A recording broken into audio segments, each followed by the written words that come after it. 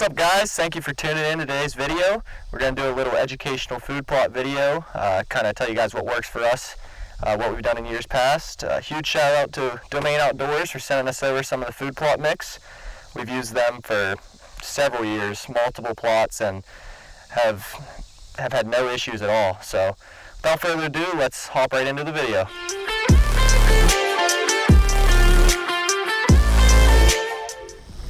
So the first topic we're going to cover today is location. What do you look for when planting a food plot? Behind us, we have a little pond. To our left, big soybean field. That's your agriculture. And to the right is your bedding. And those are the three things you're looking for when you're finding a money spot. This is more of a transition spot where the deer like to pass through all of those. In years past, they've just kind of skirted the outside of this.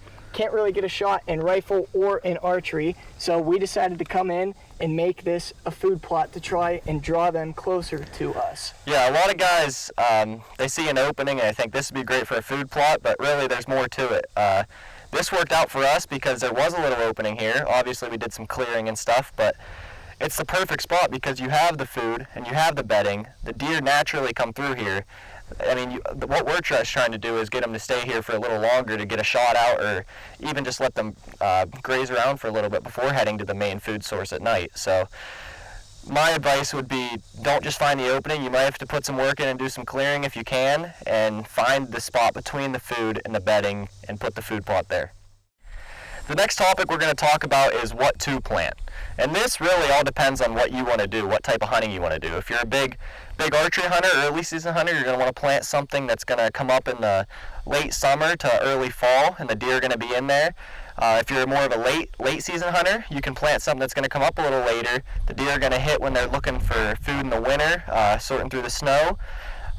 You could even break it up into two if you do both, which is, we like to do that a lot. We're not going to do that at this plot, but a lot of times we like to plant like a clover closer to your stand, like within 40 yards within shooting range with a bow, and then in the back of the plot plant something that's going to come up later. And Brad's going to talk a little bit. So for this plot specifically, we're thinking more early season, so we decided to go with Domain's Comeback Kid, which is a mix of both clover and alfalfa. This will come up in that early October range when you're hunting archery, so that way, you know, the deer will be coming in there when it comes up nice and green. The nice thing about this is it comes up for at least 5 years. You don't need so once you plant it once, it'll keep growing for that 5 years. You might need to mow it down, but it's going to keep coming up. So the next topic we're going to cover is how to actually make your food plot. So step one of this process is, once you find your location you want to plant, you're going to come in with a brush hog and you're going to mow it all down. Once you're done with the brush hog, what we like to do is come in and spray it down with some herbicide. We like to use Ranger Pro. It has worked great for us every time that we spray a plot down.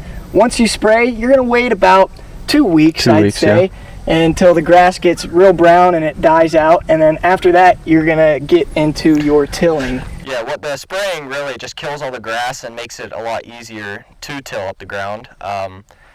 It makes it really easy when there's no rocks in the ground. This plot, we had a lot of rocks. It made it very hard. We had to go over it at least 3 times just to get some of the rocks out. It'd take a lot. I don't know how many rocks we threw in the woods. It was a lot. Rocks. Yeah. But yeah, we come in with the tiller, till the entire plot.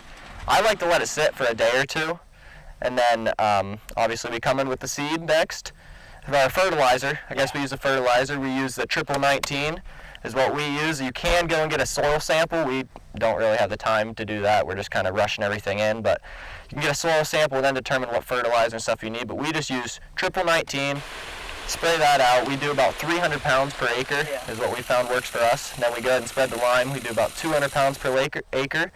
And then we go ahead and spread our seed. And once we're done with that, it depends on the seed you're planting.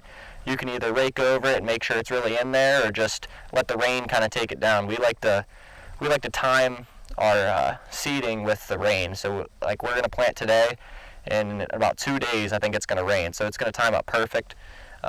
It'll be able to get that to settle into the ground and start to really root and start to grow. So now when you're planting on a new plot like this where it's kind of rocky, you might want to think about coming back a little bit later and reseeding. For us, we really haven't had to do that in the past. Most of the time, just one seeding, that's all it takes for us. Other guys also like to come back and do a little frost seeding. That's also something we've never done. I don't know if we'd recommend it or not since we haven't tried it, but for us personally, we've never done it and our plots have come up pretty nice. But those are just a couple of different tips that you might want to try out too with some of your food plots. The next topic we're going to do is screening. So personally, I don't think we've ever done it. This is the first year. This is the first year we're going to try it, which Domain Outdoors makes an incognito grass is what it's called. It grows to 7 to 10 feet tall. Screening, basically, if you guys don't know what that is, that you plant it either where you're going to walk in or if you want to like hide something, and then it's basically just really high grass so that like it gives you a barrier to walk. So at this spot, we're going to plant it in front of the stand because we access in the back, and if there's deer in the plot, we'll be able to get in it real easy without the deer seeing us. Like I said, we haven't done it before. We'll have to see if it works. I've read multiple reviews online, and it's worked great for people, and it's a great way to keep yourself hidden from the deer. Yeah, so we're definitely excited to try that out. Yeah. Well, that's going to wrap it up for us today. We hope that you guys got something out of this. You learned a thing or two about making a food plot. Once again, huge shout out to Domain Outdoors. If you guys are thinking about doing anything with food plots, we highly recommend heading over to their website, checking out all the stuff they got there. If you buy it and plant it, I'm telling you right now, you won't be disappointed. Yeah.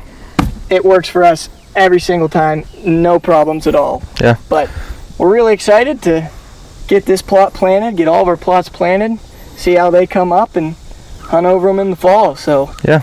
Make sure you guys like and subscribe down below. Comment if you guys have any questions about anything. If we didn't do the best of jobs explaining, make sure you comment. We'll be in the comments answering questions. Also, if you have any tips for us that we missed out on, make sure to let us know so we can use them in the past.